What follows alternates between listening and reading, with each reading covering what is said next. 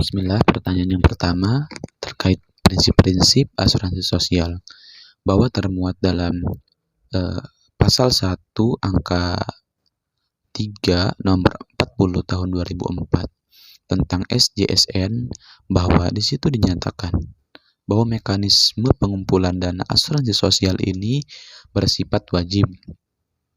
Nah, yang berasal dari iuran untuk memberikan perlindungan atau resiko terhadap peserta dan anggota keluarganya. Yang kedua itu penjelasan pasal 19 ayat 1 tentang Undang-Undang Sistem Jaminan Sosial, bahwa prinsip asuransi sosial ini meliputi 4 bagian. Yang pertama itu kegotong royongan. Nah, di mana antara yang kaya dan yang miskin, yang sehat dan yang sakit. Yang kedua itu kepesertanya ini bersifat wajib dan tidak selektif. Nah, yang ketiga bahwa iurannya ini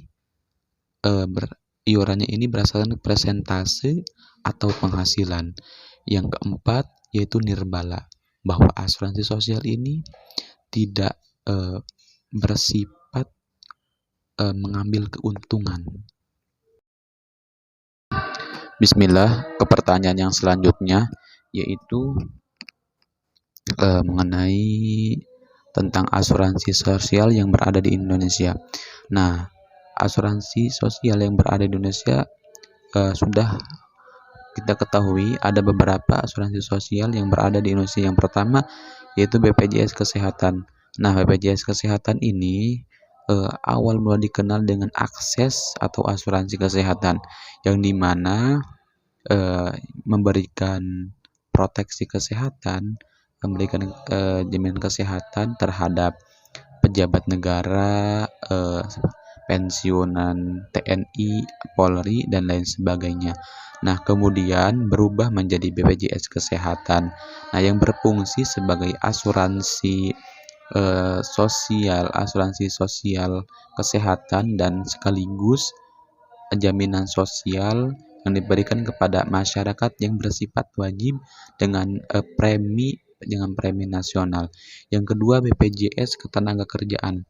Nah, BPJS Ketenagakerjaan ini awal mula dikenal dengan ASTEK, yaitu asuransi tenaga kerja, yang dimana memberikan perlindungan seperti kecelakaan kerja, santunan kematian, tabungan hari tua, dan lain sebagainya.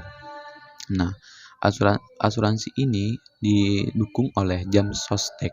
Nah, kemudian berubah menjadi BPJS Ketenagakerjaan.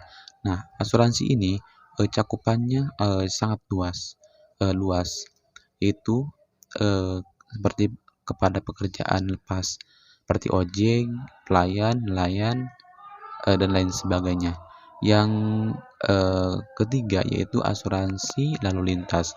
Asuransi lalu lintas ini yaitu diberikan kepada pengguna transportasi umum dan pribadi. Nah, ini memberikan perlindungan berupa cacat tetap, perawatan, biaya penguburan jika tidak ada ahli waris. Nah, dan lain sebagainya.